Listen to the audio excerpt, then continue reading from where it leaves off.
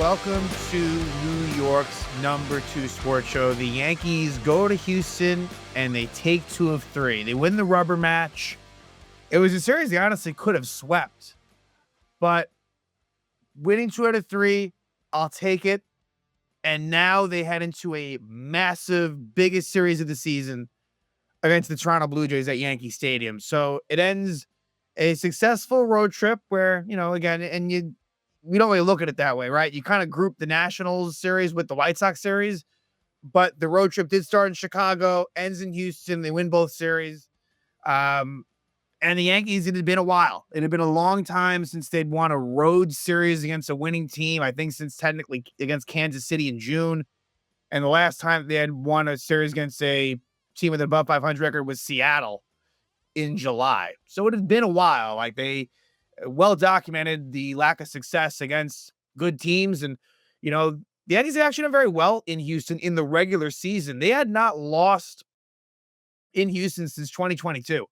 Swept in 23 when Jason Dominguez made his debut. And at that point, the Yankees were out of it, but still.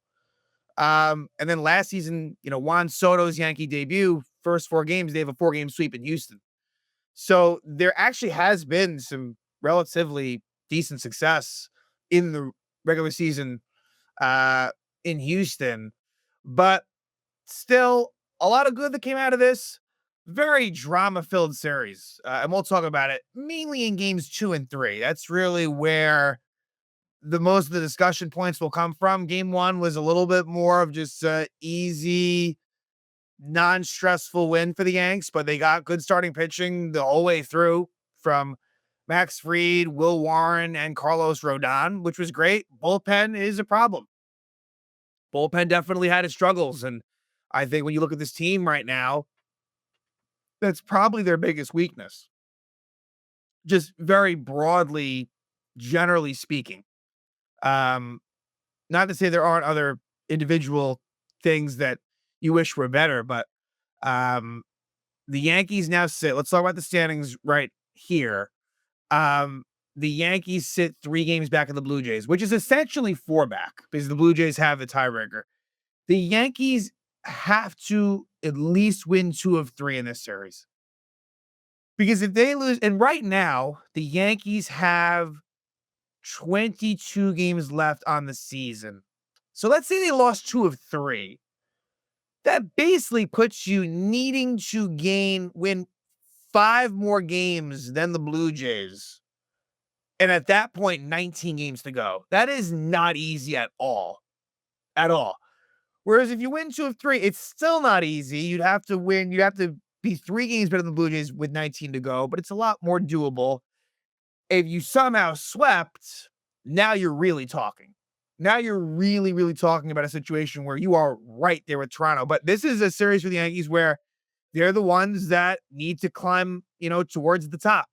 And Toronto's got that spot right now. And there's so much on the line because if you do win the division, there's a very good chance that you will get a bye. Because look at it this way. The Yankees are already 2 games up on the Astros, who occupy the 3rd spot.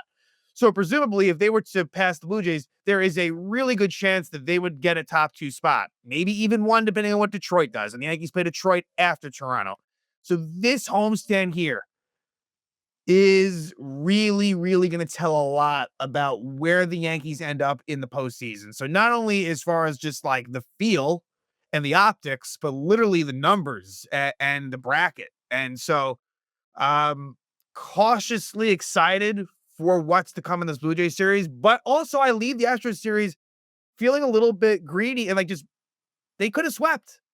And that's the thing with the Yankees. That record could be so much better than 78 and 62. That's the shame in it all. The Yankees really ultimately, should's that the right word? The Yankees could so easily have that #1 spot in the American League. And that's not me saying that they're the best team in the AL. I'm not saying that. But there were so many losses that they relinquished leads in the 6th inning or later.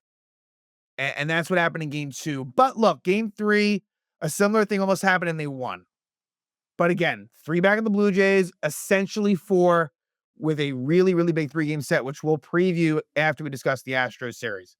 Real quick, as far as transactions, of course, September 1st means an extra hitter and an extra pitcher go to the roster.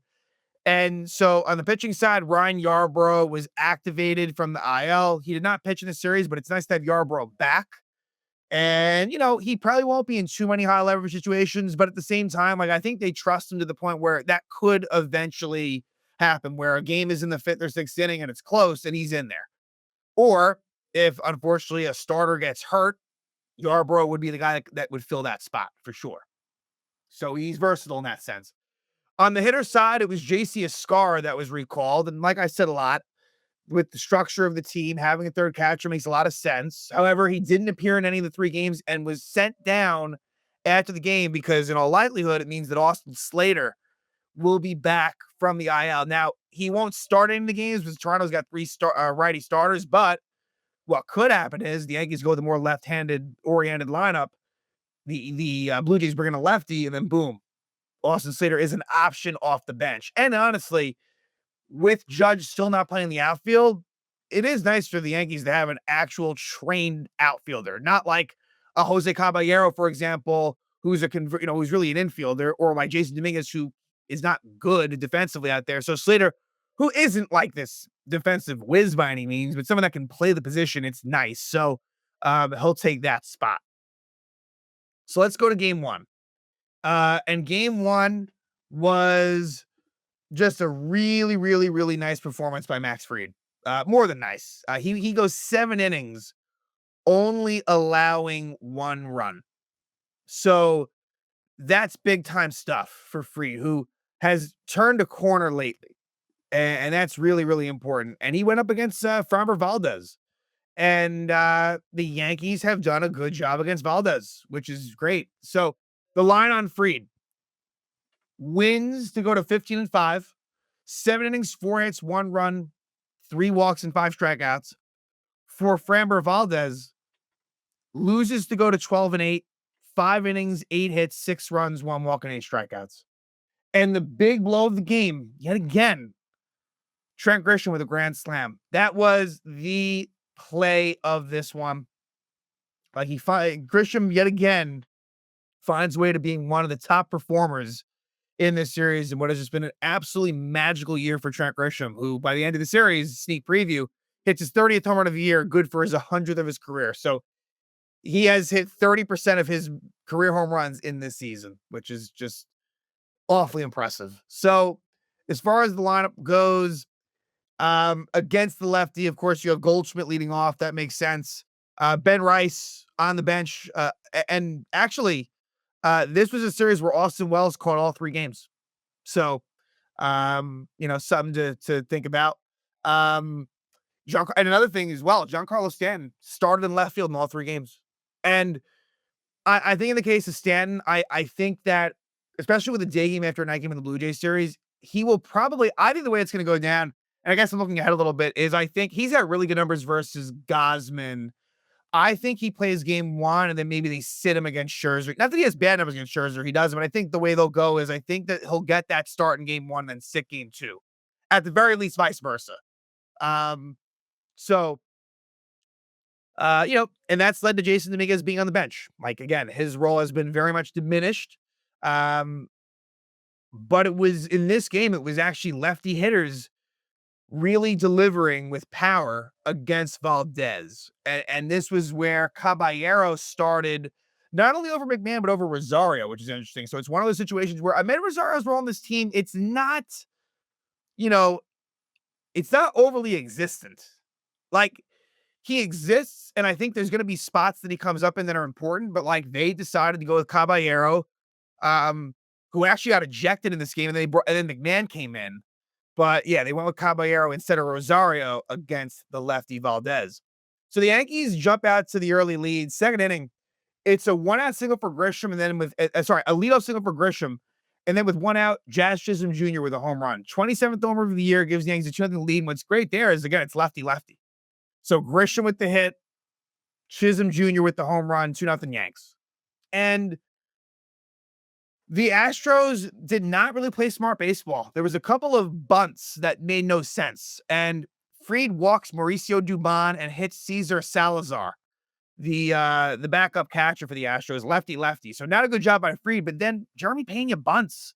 And it's a nice play by Fried, and they get the force out at 3rd. So again, I didn't agree with that, but I'll take it. And then Fried gets out of the inning from there. Gets Correa to ground out and Altuve to ground out. So Jose Altuve actually goes hitless in the series, which was nice. Obviously, a noted Yankee killer. Altuve, no hits. But the guy who didn't start this game, Yordan Alvarez, oh boy, did he go off in games 2 and 3. So we'll talk about that. But in the fourth inning is where Jose Caballero gets ejected. And this is where the bullshit begins. This crew was terrible. Ramon De Jesus, he ejects Caballero. And we've seen Caballero ejected before. Look, I'm sure he's got a bit of a short fuse. And that's what kind of makes Caballero in some ways likable when he's on your team. He is a pest to whoever, umps as well. And look, it was a situation where he got hit and the home plate ump said he went around. And maybe he did, but for him to not at least check with the first base ump is kind of ridiculous. But what's even more ridiculous is to ring up Caballero in the fourth inning there. It didn't seem necessary. It didn't seem like whatever Caballero said warranted an ejection at that point of the game. So McMahon comes in to replace him, and Ryan McMahon really had a hell of a series. Now, you wouldn't know it in this game. And of course, there's always the defensive side of things for McMahon, which actually wasn't perfect in this series, but he also made a bunch of good plays as well. But it was the bat for Ryan McMahon in games 2 and 3 that were awesome. And, he's a very streaky hitter. But anyway, let's go to the fifth. This is where things break open for the Yanks. Let's go to bases loaded, 1 out. Giancarlo Stanton strikes out looking against Valdez. And, I'll say Stanton, who did homer in game 2, he's cooling off a little bit. And again, he's entitled. He's been unbelievable. I'm not concerned about him. Just making a note of the fact that Stanton, has cooled off to the amazingly hot 2 months he had. But now it leads to bases loaded 2 out for Trent Grisham. And what happens is, on a 1-0 count, it looked as if the catcher Salazar was motioning to Valdez to step off. Valdez does not step off. And what does he do? Throws a pitch basically right down the middle. And Trent Grisham goes the other way with it for a grand slam. It's Grisham's 3rd grand slam of the year. It is Grisham's 29th homer of the year. And it gives the Yankees a 6-0 lead. This was the big blow of the game. And then the next batter, Anthony Volpe, who, not a good series for Volpe. I mean, there weren't really any egregious defensive miscues, although he kind of fucked up what I didn't mention in the first game is the first inning. He actually messed up what should have been an easy double play ball. He kind of booted. But I digress. Again, Volpe should not be starting these games like he does, but I've been saying that for a while now, so I'm not going to go crazy about it. Just it's an unfortunate reality. But while Volpe is up, it looked like Framber Valdez intentionally crossed up his catcher. He got pissed. Valdez got pissed at the catcher for basically telling him that, I guess it threw him off. And maybe Salazar was coming from a good place because Valdez ended up just throwing a meatball down the middle. And he basically called for an off-speed pitch and then just whizzed the fastball right down the middle that it looked as intentional as you could ever see. I don't think that was just a coincidence or by accident. I think that's fucked up. And we'll never know for sure. Obviously, he denied it, but that was just cruel to do that to your teammate. It's dangerous, if nothing else. I mean, he wasn't expecting a fastball. So Valdez was clearly frustrated. The score is 6-0. Let's jump ahead to the bottom of the 6th where, things get a little bit interesting. And I feel like there could be some specific detail I might be forgetting, but we're going to save most of that good stuff for games 2 and 3.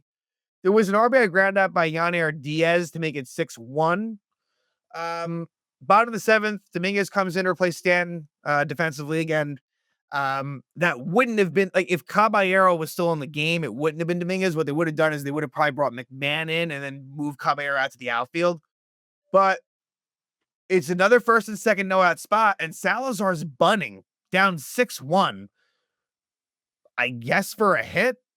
And they could have, and you know what? I guess they were reluctant to pinch hit for Salazar because then you would have had to take Diaz out of the DH spot, moving over to catcher. Either way, Salazar bunts, and Fried makes a really, really nice diving, sliding catch and they double Dubon off first. So a double play. Fried is a great defensive, pitcher, Gold Glove caliber, pitcher, and that was huge right there. But again, poor decision making by the Astros. It's 6-1, and then for good measure, Steven Okert, the lefty, comes in the eighth, and Jazz hits his second home run of the night. 28th homer of the year, makes it 7-1 Yanks, and Paul Blackburn actually pitches 2 scoreless innings in the 8th and 9th, which is nice. So no high leverage relievers used. A pretty crisp, good game you can feel good about. Yankees win 7-1. Great job by Fried. 2 homers by Jazz. Grand slam by Grisham, and that's the story. Let's go to game 2. Game 2 was highly frustrating. It's a game in which the Yankees could have very well won, but didn't. And let's discuss it. Will Warren pitched well. Will Warren, who is in line for the win, gets the no decision. 5 innings, 5 hits, 2 runs, no walks, and 4 strikeouts. And Warren, just when you kind of think, he's going to tail off, Warren continues to hang in there. Again, it's been a more positive season than not for Will Warren. And just kind of was dealt a bad draw here because the bullpen let him down. For the Astros, it was Jason Alexander. And this time, the Yankees did a better job. They didn't go crazy, but it was pretty solid. 5 innings, 6 hits, 3 runs, 2 walks, and 6 strikeouts against Alexander, who just pitched a gem against the Yankees at Yankee Stadium, not too long ago. So as far as this lineup, it would be, no Goldschmidt against the righty Alexander. McMahon batting ninth, which really has worked out well. McMahon batting ninth, it's like, hey, I'm fine leaving him there. He's done, really good things down at the bottom of the lineup. So, let's see here. Yankees get off to another early, a second inning home run gets them started, and it's Giancarlo Stanton with his 18th homer of the year to give the Yankees a 1-0 lead. And then, to make things better, Austin Wells, who is looking a little bit better at the plate lately. After a Ben Rice 1-out single, Austin Wells, opposite field, and it only would have been a home run at this stadium. 20th home run of the year. So Wells hits the 20 mark, 3-0 Yanks. And for Wells, it was a pretty big night where he has 3 hits, all 3 being extra base hits as well. So it's 3-0 Yankees. Let's then go to the bottom of the 5th. And here's where you get a 1-out double by Yainer Diaz. And then Victor Caratini gets a single off the glove of Chisholm. Now, I agree it should have been an error, but it's a play that Jazz could have made. He kind of olayed it. It wasn't an easy play, but there was a sloppiness for sure in games 2 and 3 for the Yanks. There was. That is still there. It doesn't rear its ugly head in the craziest of forms, because game 2, we're going to talk a lot about the umps and sideshow bullshit that should not have happened, but Ramon Arias hits a sac fly. So that's a run there that maybe doesn't have to happen, but it does. But the Yankees do get a run back. Now, 2nd and 3rd, no out. After a Rice single and Wells double, Volpe strikes out. So again, it's just so frustrating because the strikeout, Volpe went 0 for 3 with 3 strikeouts in game 2. He was actually pinch hit for by Jason Dominguez in the 9th inning. But Volpe, again, it's just the guy against good pitching is typically not going to do stuff. Will he run into a home run every now and then? Yes, he will. But that's about it. But Ryan McMahon, who, again, was excellent in games 2 and 3, gets a sac fly to give the Yankees a 4-1 lead. So he bails Volpe out, essentially. Although they do leave a runner. Look, Wells got stranded. Think of it this way. Wells was on second with no out and never moved up. But the Yankees do get that run back. Unfortunately, first batter of the 6th, Jeremy Pena homers off of Warren. His 15th homer of the year to make it 4-2. So Warren's now out of the game at this point, which sucks because it was no outs in the 6th and because he had only thrown 67 pitches, but I can't blame the move. He was starting to get hit hard. It just sucks. The Yankees were incapable of getting 12 outs out of this bullpen. And Fernando Cruz is the first guy in. And I'll say this, even though Fernando Cruz doesn't have the cleanest of innings, he, for me, needs to be very high in that pecking order. His numbers are fantastic this season. You kind of lose sight of that because he was on the IL twice. The numbers are insane. The whip's below 1. The strikeouts are 64 strikeouts in less than 40 innings. It's crazy stuff. And the walks aren't even that bad. I thought, the walks are high. The walks aren't that egregious at all. So look, I'm not saying Cruz is going to come through every time, but based on the state of the bullpen If nothing else, he should be that main verse righty lane guy over Devin Williams, if nothing else. And hey, let's be honest, Luke Weaver struggled lately too. So Fernando Cruz has got to be in there for me in like seventh and eighth inning situations. That said, he does give up a run here. Now, Giancarlo Stanton is still in the game at this point. I understand that it was only the sixth inning. I would have been okay if you took out Stanton.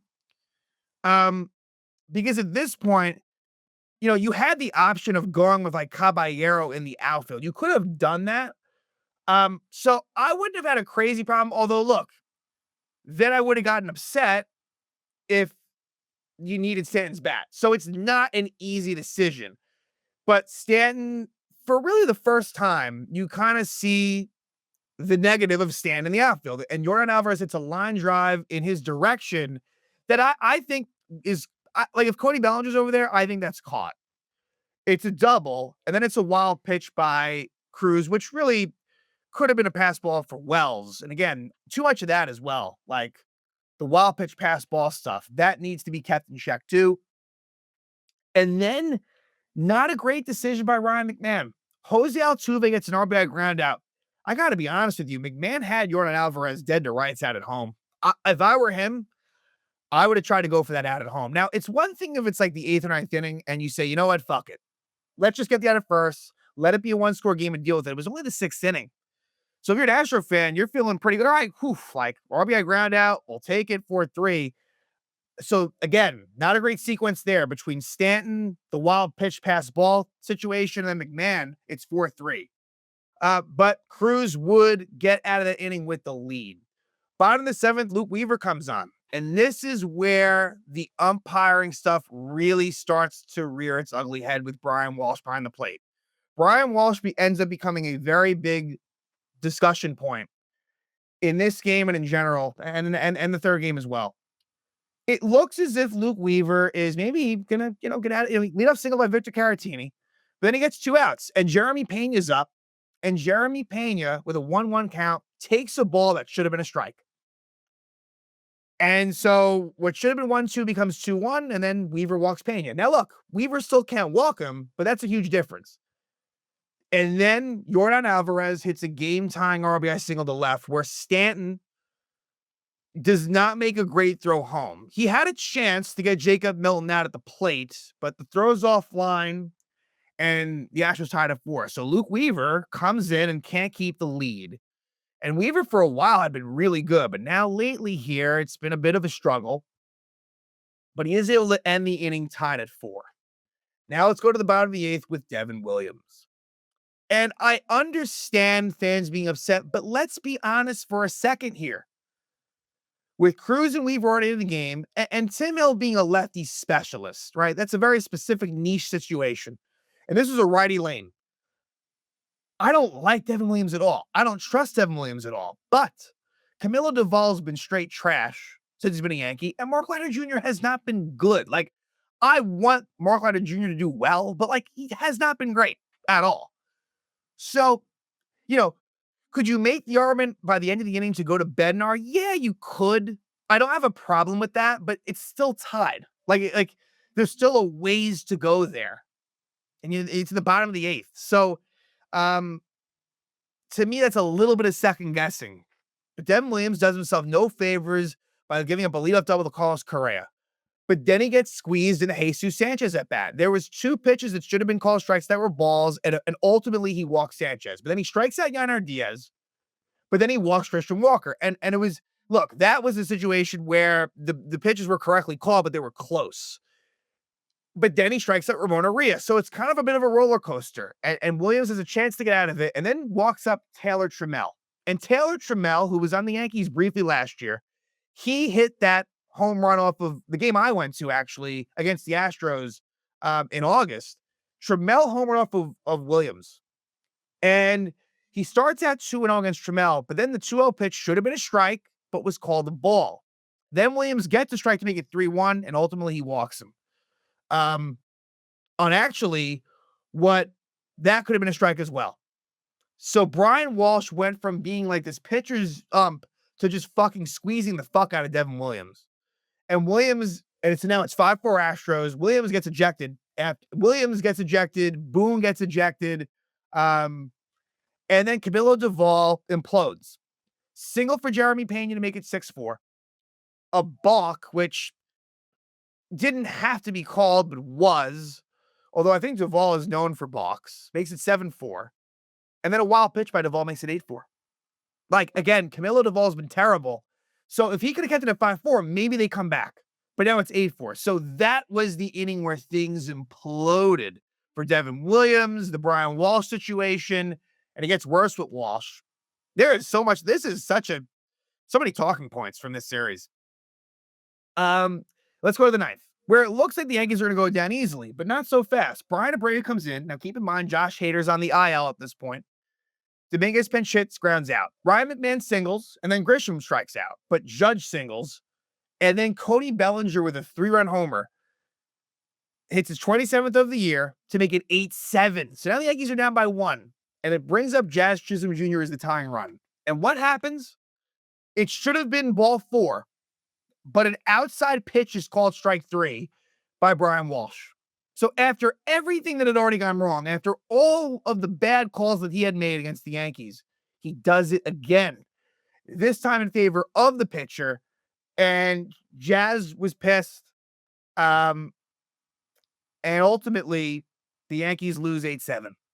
And a long line of games that felt like this, you kind of lose track. Like this had the same feel to a lot of the other losses, the top ones we've talked about. And so a game that was winnable goes by the wayside, and now the series is tied up. But the Yankees find a way in game 3 to get it done. And Carlos Rodón was at the head of it. And Rodón gets the win to go to 16-7. He is tied for the major league lead in wins with Freddie Peralta, and he's alone by himself with the American League lead in wins. Rodón has really, really done a very nice job this year. 6 innings, 3 hits, 2 runs, only 1 earned, 2 walks, only 3 strikeouts, but hey, that's fine. And, for him to go 6 innings, 1 earned run, I'll take that all day long, in a real big spot. So give Rodón a ton of credit. He has done the job, especially lately.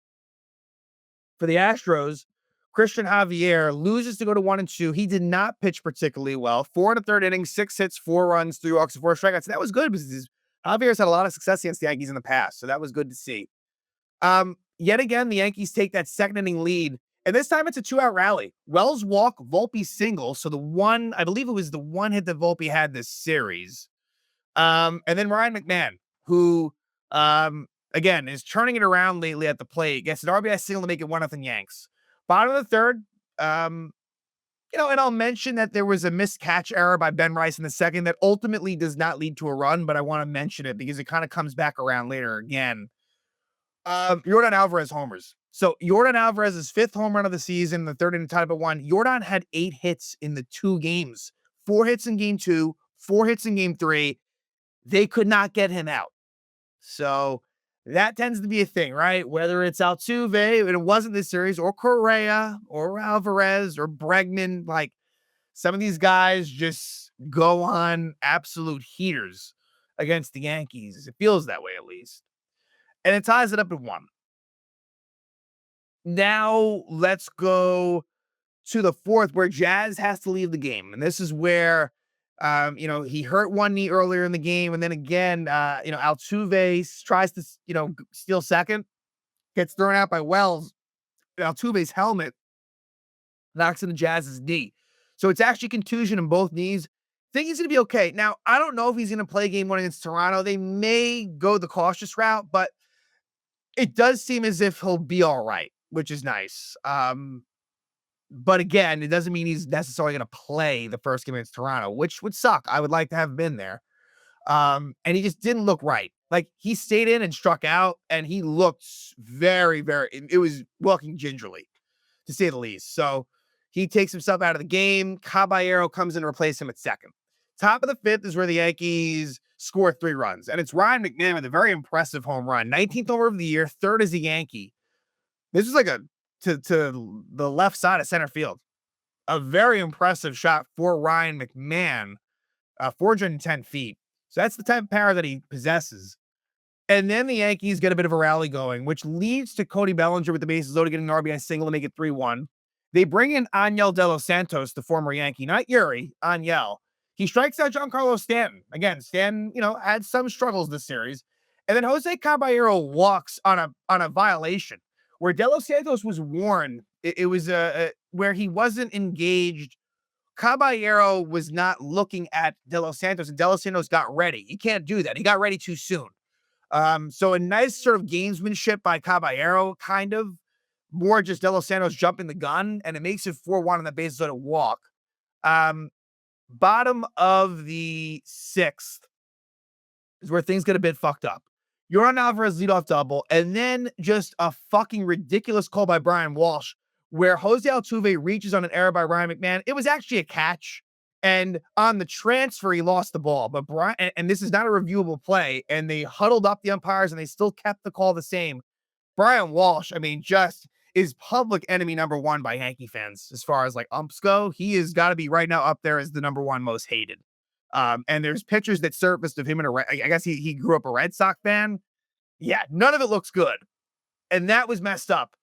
The next batter, Carlos Correa, hit what looked to be a double play, but the error goes to Caballero, but really it's on Ben Rice. And you saw Ben Rice is capable of making some good scoops. Like, he makes some nice plays every now and then, but it's the simple plays that he doesn't make, which hurts. And that's why he gets taken out for defensive purposes for Goldschmidt. Ben Rice is unable to come up with the ball, which allows the runner that was at second to score. So not only do you not get the double play, the runner scores and it makes it 4-2, and it goes back to, again, that fuck up with Brian Walsh. So, but luckily, Rodón gets out of the sixth only 4-2. So it could have been worse. It could have really imploded on them. Let's go to the bottom of the seventh. Luke Weaver comes on, and he struggled. Gives up a leadoff home run to Jesus Sanchez, his 13th home run of the year, and then he's unable to get out of it. With 2 out, Pena single, Alvarez single, and so Fernando Cruz, he comes in what was the biggest situation of the game. And it's a full count, and that nasty splitter gets Jose Altuve on the strikeout, and he was pumped up. Fernando Cruz, again, he is ascending, and I really think that he is someone that is going to be a much relied upon member of this bullpen. Keeps it at 4-3, and then the Yankees break it open in the eighth off of Caleb Ort. Leadoff walk for Stanton. They pinch run Dominguez. 1 out walk Wells, and then after a Volpe strikeout, because again, that's what he does, it's Ryan McMahon coming through again with a big single that had eyes, admittedly, but it was nice because it was with 2 strikes. It goes off the glove of Jeremy Pena, and it allows Dominguez, and that's where pinch run Dominguez helps, to score from second. Gives Yankees a 5-3 lead, and then it's that guy again. Trent Grisham does it again. 30th home run of the year, which is crazy with over 20 games left. And Trent Grisham was kind of a platoon player for maybe the first month or 2 of the season. Gives Yankees an 8-3 lead. So that was gigantic. We go to the bottom of the eighth, and Fernando Cruz, still in the game, gets the job done. So he ends up with 3 strikeouts in 1 1/3 innings. Great job by Cruz. Bottom of the ninth, David Bednar comes in a 5-run game. Not in safe situation, but I understand why he came in. He hadn't pitched in a while. The Yankee bullpen's been bad. Look, you would not have felt great about Doval coming in, about Leiter Jr. coming in, Yarbrough. Let's say somehow that happened in his first outing back. Bednar was the move. However, he struggled. It's a single for Victor Caratini, and then a very weird thing happens. Taylor Trammell doubles, and there was a rules check on his bat. And again, Taylor Trammell was a Yankee last year for a little bit, very brief amount of time. And they were taking a long time looking at it. And I don't know what the verdict will ultimately be. It doesn't matter. The Yankees won the game, but Trammell, it looked strange. Either way, it's a long delay if nothing else. Bednar gets Jeremy Pena to line out, but then he allows an RBI single to Yordan Alvarez and a walk to Jose Altuve. So now it's 8-4, bases loaded, 1 out. So the tying run is Carlos Correa. And it ends up being a full count, in fact, as well. But he's able to strike out Correa, and then he's able to strike out Christian Walker. So for Bednar, he got into some trouble. He threw a lot of pitches. Now for the Astros, they went 1 for 11 runners in scoring position in this game. So that was a good job by Yankee pitching as far as getting out of it. But Bednar throws 33 pitches. but he's able to end the game, and the Yankees win 8-4, and they win the series. So the Yankees are 78-62. For what it's worth, they're 2 games out of the Astros. And now you have a huge homestand, 3 against the Blue Jays, 3 against the Tigers, and let's preview the Blue Jays series. Game 1 is Kevin Gausman versus Cam Schlittler. And Schlittler has faced Toronto before. He pitched fairly well in Toronto. And this was like maybe his second start of his career. He wasn't great, but he was able to get through it well enough. Kevin Gausman, and you know what? I'm not going to go through because it's too much at this point. Because Gausman, Scherzer, and Bassett, I think, have all had multiple starts against the Yankees this year. Certainly, I think Gausman and Bassett might be maybe 3. It's possible that they faced both those guys in all 3 series previous to this one. But this will be Gausman versus Schlittler, and it's a huge start for Schlittler, who's coming in hot, been great, and they need him because the bullpen is kind of running on fumes a bit the last 2 games. So it's paramount for Schlittler to give a good outing, and the game is just so big to set the tone for the series. Game 2 will be Max Scherzer against Luis Gil. So Gil, who the results have been decent, but the eye test hasn't been amazing. This will be a good test for him in game 2. And then game 3 finishes off with Chris Bassett against Max Fried. And this is going to be a very, very big series for the Yankees. Because, again, winning this division is huge. Because of everything it means. As far as the bracket and the buy potential and home field potential. So for me, find a way to win 2 of 3. I'd love a sweep, but find a way, if nothing else, to win 2 of 3. Speaking of 2 of 3, the Yankees beat the Astros. 2 games out of 3. They win the rubber match, and they will head home for a massive homestand that starts against the Toronto Blue Jays.